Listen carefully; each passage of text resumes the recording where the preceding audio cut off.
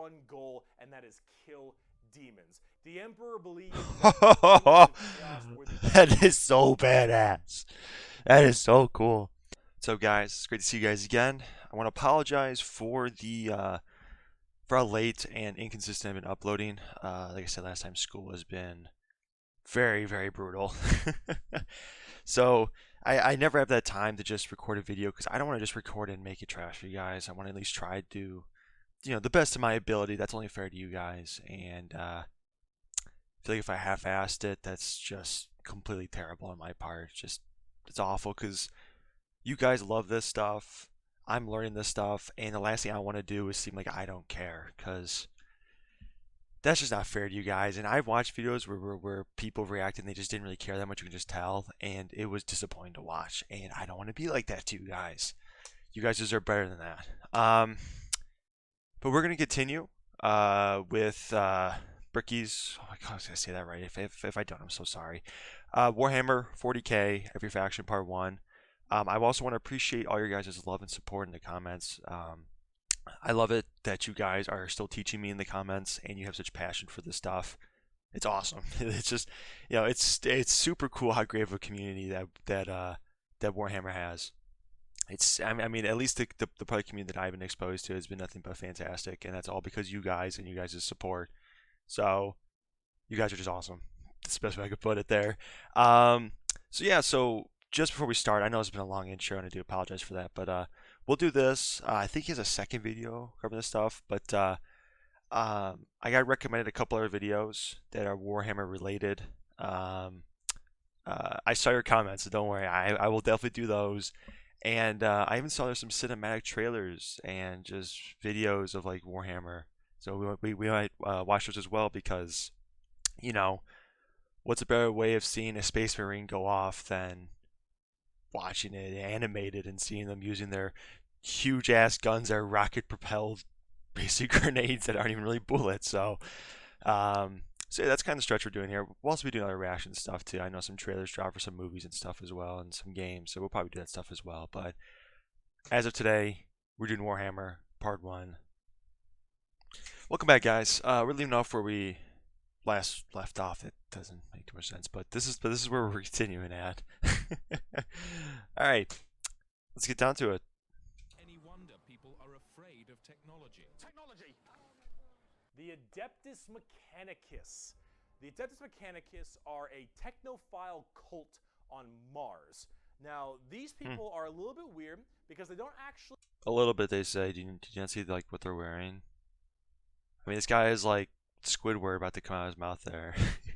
they're definitely cool looking, but he says that they're a little weird. I'm like, yeah, I can see that. really believe in the Emperor of Mankind. And you might think, oh, whoa, Berkey, that sounds like some heresy. A little bit. They believe in the Emperor, they believe in his power, but they don't pray to him. They pray to something called the Omnissiah. And the Omnissiah is this kind of machine god that they believe permeates in all machines. What? And if you think, well, wait a minute, they believe in a different god as well? That sounds like super heresy. Well, yes-ish, but they also make all your guns, and they make all your tanks. So basically, the 40k universe is this. It's like, you don't believe in our stuff, we kill you. If you make our stuff, I guess we'll allow it. I mean, we don't want to, but I feel like, you guys should express your free religion. It's so messed up. And they make everything that you have, so you can't really tell them to fuck off, because you're not going to win nothing if you don't got stuff to shoot people with. See, their Omnissiah at least makes sense from their standpoint. They believe it to be a deity that permeates through all machines. Your Honda Civic, your standard bolt gun, your Dune Strider Walker, your giant mechs, your ships. The Omnissiah is present through all. And the only reason your stuff works is because the machine's spirit in it says it works. If you want your gun to work, your tank to run, you must pray to it. And I mean full stop. You need to start chanting in high Gothic You need to burn incense. You need to sit on your knees and pray to that car. The Honda You need to Civic. rub oil on your robes, and you need to go humana, humana, humana, humana, humana, humana. Full stop. If you want your damn thing to work, if you want your gun to fire, you need to do that. They are very bizarre, and Yeah. they actually have a bit of a point because it's obviously working. And if you look at them, I don't know how that works. So they obviously know something about what they're doing. The most notable member of the Adeptus Mechanicus is That guy, man. That guy's got like, jeez. Imagine waking up in the morning, like, you gotta put your, socks on and shit. It's like, at times, when you just don't feel like it. Yeah, this guy's like, okay, I need to open my wardrobe. Let me put my long robe on, look, super, super creepy. And let me just put on like this, like, a couple 1,000 pounds worth of metal on my back and shit. Every day. Magos, whatever. He's cool looking though. Look at this dude. Look at this dude. Yeah. Yeah. This is the group we're talking about. These are these weirdos. Here. Actually, let me do this for you guys too. I remember last time the audio was a little bit low for the video. Let me just do this. I just remembered. So apologies. The Omnissiah Creed. The credo, Omnissiah. There is no truth in flesh, only betrayal. There is no strength in flesh, only weakness. There is no constancy in flesh, only decay. There is no certainty in flesh, but death. Flesh is weakness, flesh is death. The Omnissiah is the god of the machines, and if you wish to be whole, if you wish to be holy, if you wish to give unto him, you must saw down your limbs and remove your organs and replace them with mechanical parts, because that is what he wants, and that is how you will become enlightened. Listen, man, I don't care if I get no enlightenment and whatnot. Ain't no one chopping off my toes to put on like little robot toes, dude. Hell no. Alright, I know it's the 40k universe, and like that's probably like light, because I've seen some of the stuff that happens in this universe, and it doesn't sound too bad compared to some alternatives, but no, I don't think getting your spinal cord ripped out and putting in like a robotic one is really the most, well, I'm gonna say sane, but this entire universe is not too sane, but productive way of doing things. You know what I'm saying? I mean, all right. Hard technophiles mixed with religious extremism. Adeptus Mechanicus. Now, for their army side of things, they are with the Scutari. The Scutari operate with very bizarre weaponry and lots of different kinds of vehicles, tanks, and different people in between. They're very weird, but they have extremely cool though, and enjoyable, and in fact quite effective both in the real game and in the lore, weaponry and gear. Overall, as an army on the tabletop, they're very weird and have a whole bunch of different shenanigans, but if you like kind of that quirky, wacky techno thing, I'd give them a pickup. Hell, they're so paranoid. I gotta keep going. They're so paranoid and crazy. These Dune Striders you see right here, one guy was able to make them work. One guy, and he died. And they're so scared they'll never work again that they keep them on and they never turn them off, and they run around in a circle the whole time until they need them, and then they corral it and they go into battle. Yep. What? The Adeptus Mechanicus. Oh my gosh, dude, they are just completely nuts. Imagine like you just have like a deep bass thing, like you're about to go to battle, and they leave the war room. They flick on the lights. There's just a bunch of those robots. They're just running in circles and shit. There's like 10,000 of them just running in constant circles. Just in these. This faction's weird. Mechanicus. Now, if you want to talk about faith, though, let's talk about the Sisters of Battle.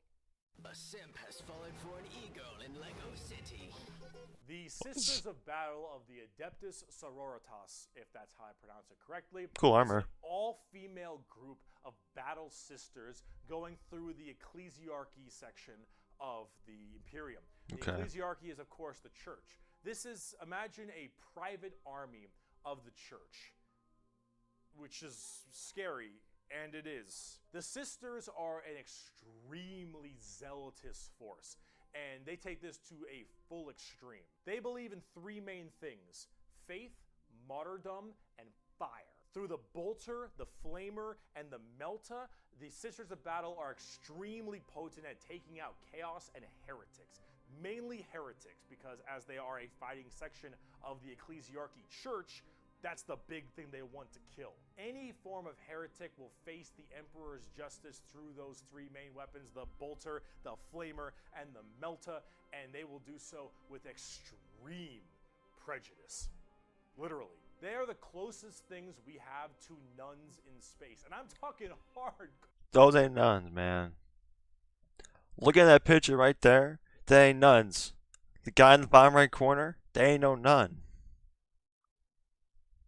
Okay, I'm thinking of like peaceful, loving individuals that are very religious and sweet. Those are nuns. These, I don't think a nun today be walking around with a bolter. I mean, it'd probably blow her arm off, but I don't think no nun be carrying no bolter. But they do, and they will not mind killing you. All right. Poor nuns. They carry holy fire on their. Again, that ain't no nun. What nun do you know that has 3 fiery skulls behind her? Is there anything good in this universe? I mean, I mean, this universe is dope, but it is so effed up. It's so effed up. It's like you wake up, you get your toast, you get your coffee, you open up like your shutters or your drapes or whatever, and there's just a big blaze of fire and just bodies flying everywhere and shit. And you're just like, it's just so messed up. Oh shit. Their backs. They have holy books and sigils all across their armor. Their main battle tank is a fucking pipe organ missile launcher. They have small babies that they have like removed their brain capacity to make them little servant cherubs. What? Fly around and give them ammunition and shit. They drop churches from low orbit as mini drop pods onto battles. They drop churches into battles and they blare war hits. No, that's a lie. They drop churches.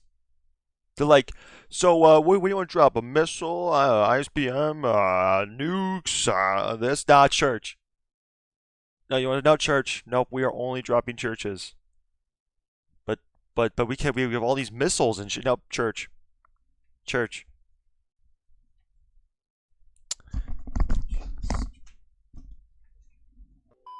Damn. I didn't think it would get any worse, but you know what though?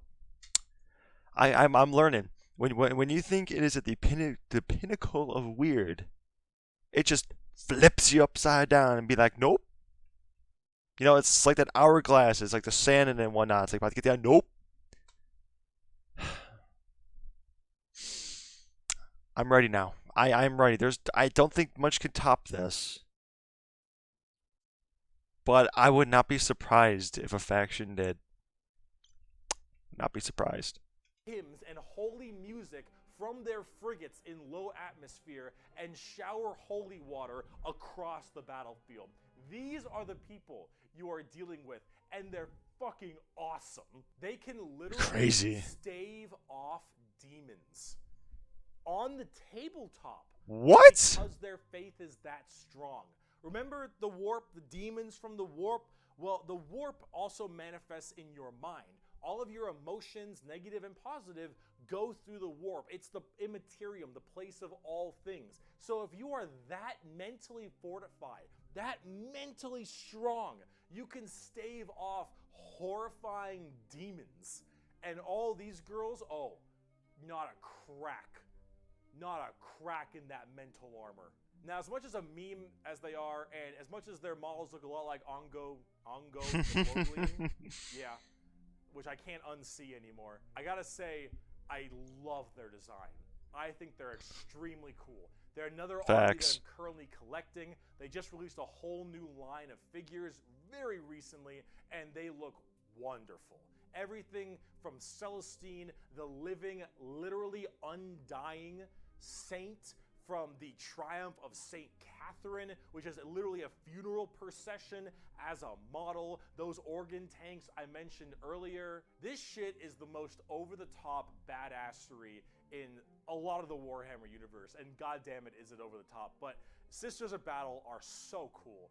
While I'm a guardsman at heart, oh, this is such a cool faction. By Bolter Shell, Flamer Burst, and Melta Blast, the mutant, the heretic, and the traitor alike are cleansed of their sin of existence. So it has been for 5 millennia, so shall it be until the end of time. Sorry about that, guys, for the weird cut. There's an ad there, so we'll go back a little bit here. But there's an ad there. So if you see any other weird cuts, just know it's just an ad.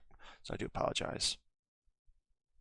Traitor alike are cleansed of their sin of existence. So it has been for 5 millennia, so shall it be until the end of time. And speaking of burning demons, I can see. Grey Knights. Those the look Grey sick. Knights are the first army I actually collected back in 7th edition. The Grey Knights are a super secretive and much more old school look at power armored knights, except they are all psychers. All of them have that crazy space magic magician shit. Huh. For every 100,000 guardsmen, there's one Grey Knight. For every 10,000 Sisters of Battle, there's one Grey Knight. For every 1,000 Space Marines, there's one Wow, Grey so Knight. they're like Grey up Knights there. are the strongest of the strong, both in mental will and absolute just strength. These are Space Marines that are all high-level psychers, all of them able to specifically do one goal, and that is kill demons. The Emperor believes That is so badass. That is so cool. You're so elite and powerful, and your job is just to kill demons. That is so raw. That is so cool. #1 threat to the Imperium, and he probably is right. However, this group is entirely based on doing that through a myriad of tactics. Coming from the planet, or I guess the moon, of Titan in the Sol system, the Grey Knights are thrown through extremely rigorous training and are as clear of mind and soul as they possibly can be. Since the demons of the warp are the warp and your mind projects to the warp, people can go insane very fast, especially lower level psychers. These Grey Knights need to be able to harness the warp in the presence of demons and stay perfectly sane. That's One insane. of their characters, one of my favorite characters. Literally, that's insane. You know, it's like, you know, we'll sit here and be like, oh yeah, I could probably do that. No, we couldn't. I can't sit down for 10 minutes and do homework without going crazy, so I don't know how I'd feel wearing, you know, 1,000 pounds of battle armor with a big ass, cool ass sword fighting demons while being freaking psychic. No. No, these guys are raw as shit. Is the Castellan Crow. He has a demon blade, the black blade of Mahamahama. And he has to have it on him because it tempts everyone nearby, constantly beckoning them. Use my power, use my strength, suck my penis, whatever the possibility. And so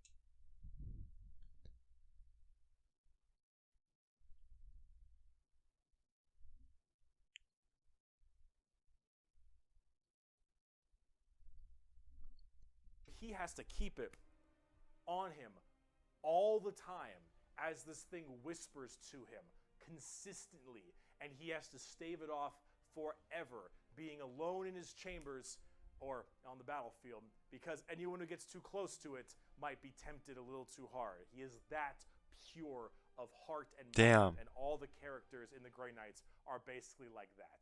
The only issue is that the Grey Knights have a scorched earth policy, more ways than one. If they're fighting demons, demons corrupt and make people crazy.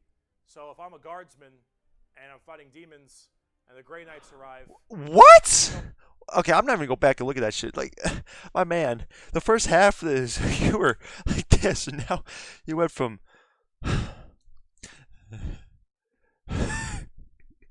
This guy's great. He's great. He doesn't give a shit. I appreciate that. He's awesome. Thank you so much for recommending this video. This has been great. I love it. All the demons, I'm a risk.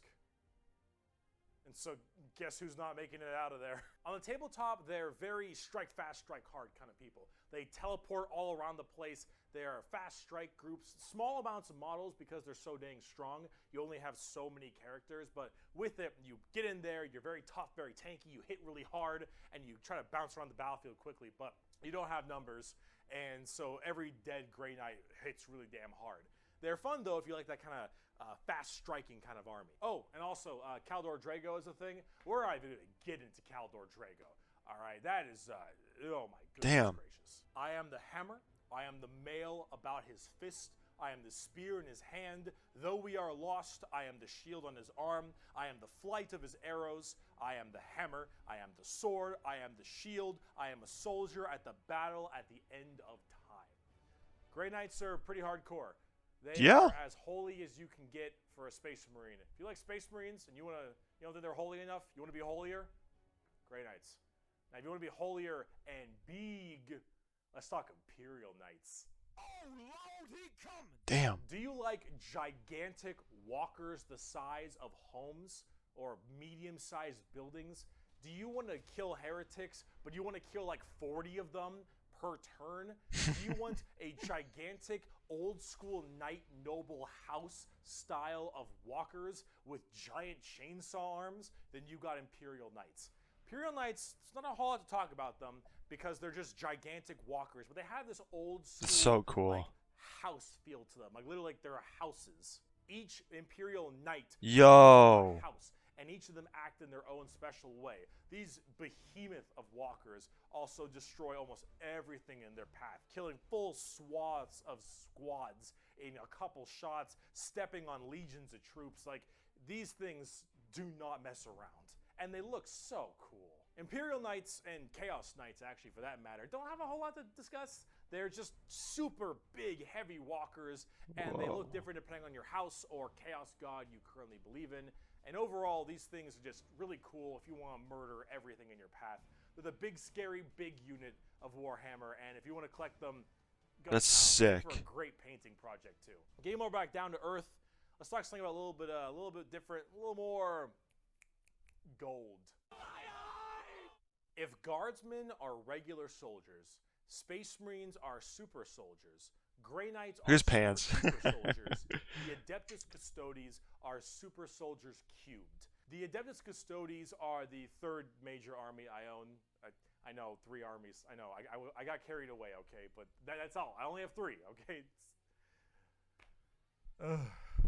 They are our final brand of Space Marines, but these ones are super special. Okay, if a guardsman is 6 foot, a Space Marine is 7 feet, a custodian is 8 feet. These are the giant defenders of Holy Terra, which is also Earth. Earth is Terra. Earth is Terra.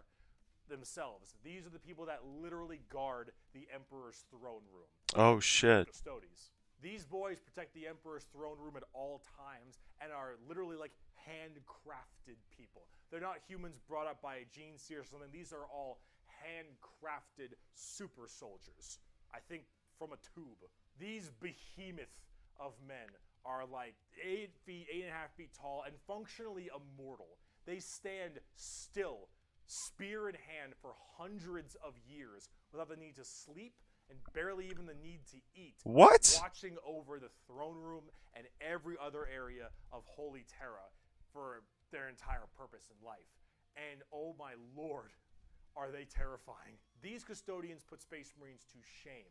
If you liked your super soldiers, these are your super mega soldiers. One of these men can take on probably 3 Space Marines and most likely win. There are many different groups of custodians. What? So, wait, so if I remember right, a Space Marine is like, what, 3-4 times the strength of a human, right? Like a normal person. So if these guys could take on 3 of them and win, then they're on some shit. That's crazy. That's ridiculous. Custodians as well, like the Solar Watch. They look dope. Or there's also one of my personal favorite, the Aquilin Shield. Woo. The Aquilin Shield go out to seemingly unimportant individuals and protect them because they believe that they are going to be doing something very important in their lives. For instance, cool. say a regular guardsman gets the protection of this giant 8.5 foot tall golden god because that guardsman will end up becoming a general one day or something of that nature. The custodians work in mysterious ways and are almost always outnumbered but never outmatched. These people are pretty horrifying both on the tabletop as well as in the lore. There are very few of them, however, and there's actually an extremely small amount of them. But that's kind of the point. There's only so many of these people that can have war gear this strong, weapons this powerful, and training this good.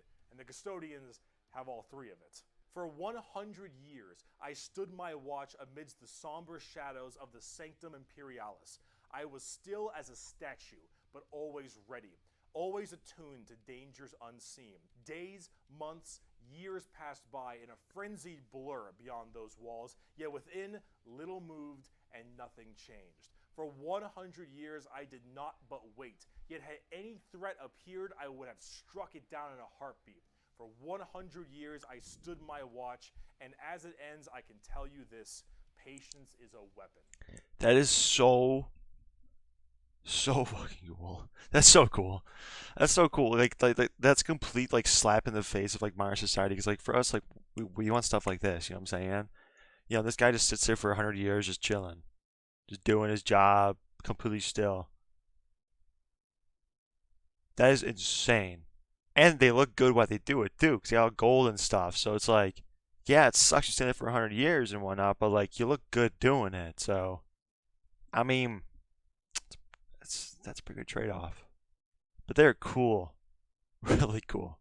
The Custodians are the top dogs of the Imperium, and they hurt just that same way. Though I do want to discuss a little bit about the Sisters of Silence before we get out of here, because the Sisters of Silence I also have a few of, and they're really fun, but they don't get enough attention. These kind of bald plume ladies are a whole group of pariahs, or also known as blanks. We'll be referring to them as blanks from now on.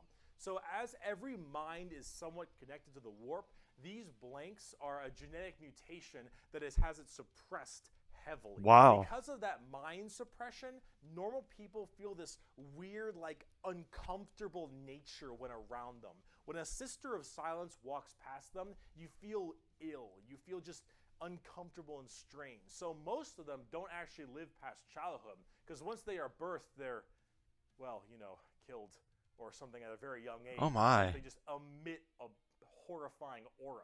These ladies, however, are guardians of the throne as well for more psychic threats. See, none of the Custodians are psychers, so they have a difficult time dealing with major demons and other kinds of psychic phenomena. These sisters are extremely specialized in it, all of them taking a vow of silence as they don't speak, hence the term Sisters of Silence, but they communicate through hand gestures and things of that nature. But if there's a demon issue, if there's any kind of warp-based problem, the sisters are extremely adept at dealing with them, thanks to their blank. Apologies, guys. Another ad. Apologies there. As soon as it's starting to get good too, but just for a pause here, this is like the best like combination that I've probably seen so far in Warhammer when it comes to two different like groups that put together. Like on the left, you got, of course, the Guardsmen. They're strong, powerful. They're basically the muscle of the group. You know, like if you're gonna go hand to hand, you want them. But then you go on the right, and they're very, you know, psychic. They're very mentally strong. You know, he says because of that gene, but it's also because of how they believe in themselves too. I would say as well, because they do that you know, like they can't speak oath. You know what I'm saying?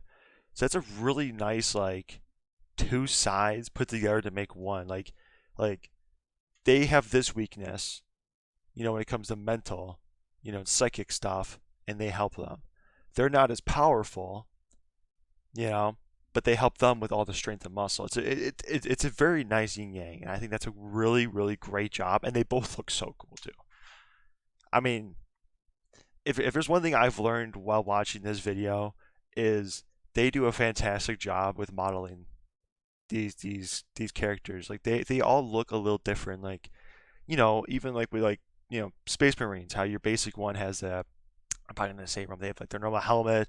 You know, you have the two eye slots. They have like that one normal like respirator breathing spot. You know, there's some that in command that have more of like, you know, bird-like appearance. You know, it's more of like to a point tip. You know, on their helmet. Some have different coloring on their helmets and their uniforms and signify a higher rank. They have differences to them and uniqueness to each character that just makes it amazing. You know, there's a lot of trilogies that they don't do that. You know, like you look at Star Wars, for instance. You know, Stormtrooper, they're all same. You know, same color armor, same this, same that. It's like, yeah, it's just, oh, it's a Stormtrooper. Then you go watch some, you know, WH40k stuff, and you look on here, and you look at all these different characters on the screen right now, and yeah, they all do similar things, but they're also so unique. That's what gets me, you know. Work a lot of time with the custodians because they have to deal with both kinds of threats, but they're not represented that way on the tabletop. In fact, they only have like one real model for them, which is very unfortunate. I hope they'll get some like news soon, because I think they should really be working together as it is that way in the lore, but hopefully we'll get there soon. But if we're talking about blanks, let's talk assassins. Alright guys, I'm probably going to end it here. I know the video's not 100% over yet. I do apologize for that, but I think we covered a good chunk as of right now, and in the next video, of course, we will 100% finish this too, and we'll probably roll in and do like another short video after it, so it's a little longer video for you guys, just because I don't want to do just some like really short one. That's not fair to you guys, but yeah, I appreciate you guys stopping by. Fill me in any things I missed, any things you think I should correct, and just tell me about some more lore of Warhammer, and I will see you guys much sooner than I'm going to be posting this one, because I know the last one's like a week ago, so I'm going to try to do it sooner for you guys, because again, I do apologize for the long wait, but see you guys soon.